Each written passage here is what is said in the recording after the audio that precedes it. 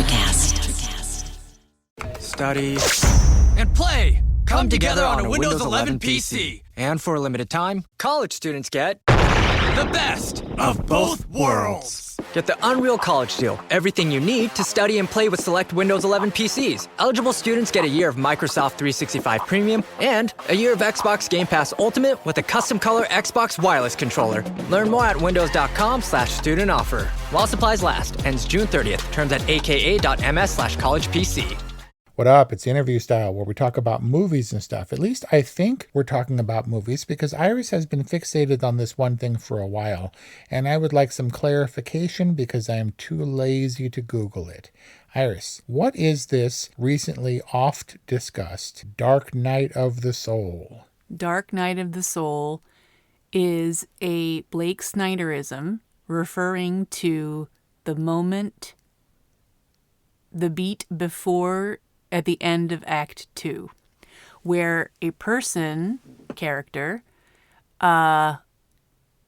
is at their lowest possible point in terms of their arc.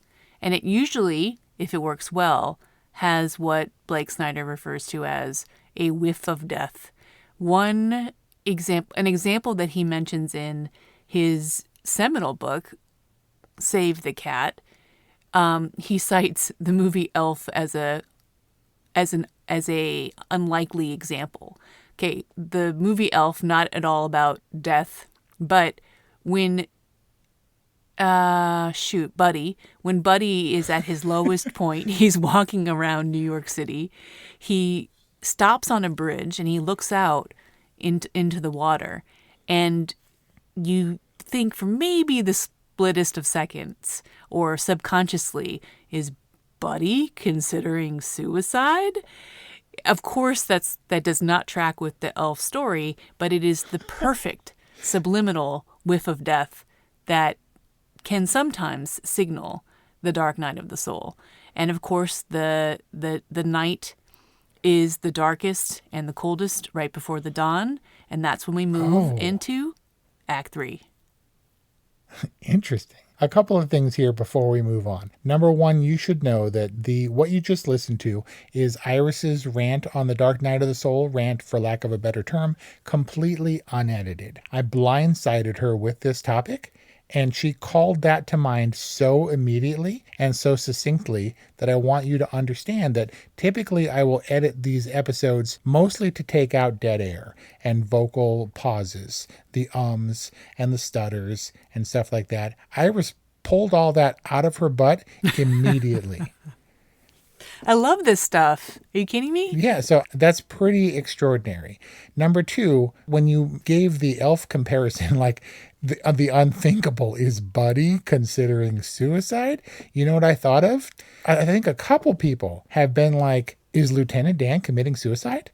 When he says, Forrest, I never thanked you for saving my life. And then hoists his legs over where his legs should be and jumps into the water in the bayou in Bayou La Batterie, Louisiana. Yeah, well, I think that's Forrest is a little freaked out. Yeah, is he committing suicide? He doesn't have any legs. Why does he jump in the water? He can't swim as well without his legs. Of course he's not contemplating suicide, but neither is Buddy, and that's what it made me think of. He's coming to peace with God. Right, by going to hang out with him for tea time right now.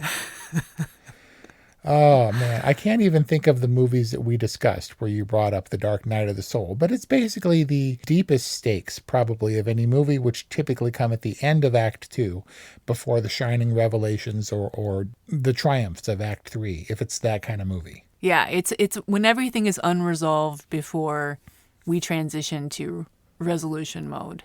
Within a typical act structure for a given screenplay. Right. And even in unconventional, wow.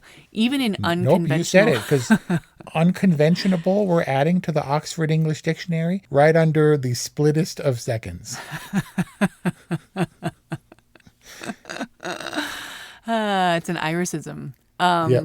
Even in the most unconventional movie structures, right? That's the beauty of like the Blake Snyder model, is that your movie can be structured unconventionally, and it might hit the various beats like The Dark Night of the Soul at someplace other than the end of Act 2, but it's in there somewhere.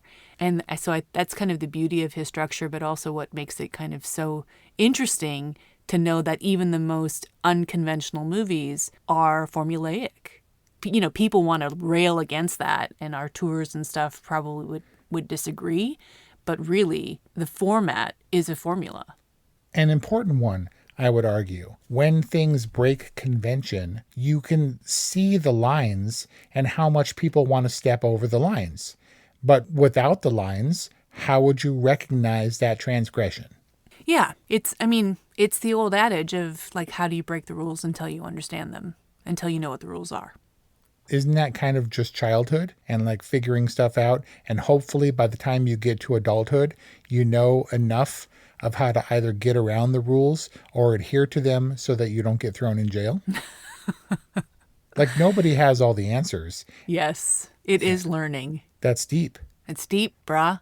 Are you experiencing your dark night of the soul? Yeah, they call it a midlife crisis, but isn't it more of like a 2/3 or 3/4 life crisis? I hope not in your case, because I don't think you're at the 3/4 stage for an average lifespan, but maybe. I mean, just saying age-wise, I could be very well at the 2/3 point of my life, which would make me perfectly poised to enter the third act of Irisness. Not 3/4, though. Is it like Diane Court? I've seen the future and all I can say is go back? It's not a good line, but it makes sense. I guess if you think about it, and if you're Mr. Court. If you're Mr. Court, then it's delightful. Our discussion for Say Anything, of course, at orwhatevermovies.com or wherever you get podcasts. And our interview style, unexpectedly insightful. Thanks for that. Thanks for playing. Okay, love you. Bye. Ryan Reynolds here from Mint Mobile. I don't know if you knew this, but anyone can get the same premium wireless for $15 a month plan that I've been enjoying. It's not just for celebrities. So do like I did and have one of your assistants switch you to Mint Mobile today. I'm told it's super easy to do at mintmobile.com/switch. Upfront payment of $45 for 3-month plan, equivalent to $15 per month required. Intro rate first 3 months only, then full price plan options available. Taxes and fees extra. See full terms at mintmobile.com. Electric